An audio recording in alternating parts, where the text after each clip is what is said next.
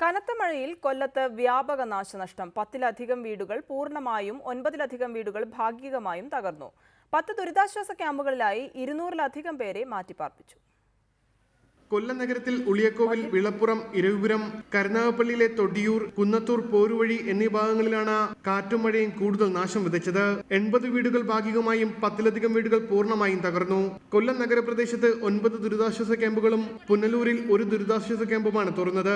താഴ്ന്ന പ്രദേശങ്ങളിൽ വെള്ളം കയറിയതോടെ ജനജീവിതം ദുസ്സഹമായി. കുഞ്ഞുങ്ങളെ കൊണ്ട് ഇങ്ങനെ കിടന്ന് കഷ്ടപ്പെടുക. ഞങ്ങൾക്ക് കുഞ്ഞുങ്ങളെ ബാത്റൂമിൽ പോകാനോ ഈ വെള്ളക്കെട്ടിനകത്ത് കുഞ്ഞുങ്ങളെ വെളിയിട്ടൊന്നും ഒന്നും ചെയ്യാൻ ഞങ്ങൾക്ക് പറ്റത്തില്ല. ഞങ്ങൾ എല്ലാ വർഷവും അവർ അവരോട് പറയും, കഴിഞ്ഞ ഓണക്കിന് വന്ന് ഇത് ശരിയാക്കി തരണേന്ന് പറഞ്ഞപ്പോൾ അവർ പറഞ്ഞ് ഇലക്ഷൻ കഴിയട്ടെന്നെല്ലാം പറഞ്ഞു. ഇതുവരെ ഞങ്ങൾക്ക് ഒരു മാറ്റവും കണ്ടിട്ടില്ല. 90 വീടുകളുണ്ട്, അവരെല്ലാം മുങ്ങിക്കിടക്കുകയാണ് ഇപ്പം.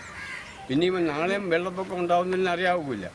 അതിനകത്ത് ഇനി ഈ കേന്ദ്രം അല്ല സർക്കാർ എന്ത് ചെയ്യുന്നുള്ളത് നമുക്ക് അറിയാമെന്നില്ല. ഉദ്ധരിക്കാൻ വേണ്ടി എന്തെങ്കിലും ചെയ്യുക. വ്യാപക കൃഷിനാശവും ജില്ലയിൽ റിപ്പോർട്ട് ചെയ്തിട്ടുണ്ട്. യുദ്ധകാലാടിസ്ഥാനത്തിൽ തന്നെ നഷ്ടപരിഹാരം വിതരണം ചെയ്യുമെന്ന് ജില്ലാ ഭരണകൂടം അറിയിച്ചു. ദുരിതബാധിതർക്ക് സൗജന്യ റേഷൻ വിതരണം ചെയ്യാനുള്ള ശുപാർശ ജില്ലാ ഭരണകൂടം സർക്കാരിന് സമർപ്പിച്ചു. തീരപ്രദേശങ്ങളിൽ കടലാക്രമണവും രൂക്ഷമായി. റിപ്പോർട്ടർ, കൊല്ലം.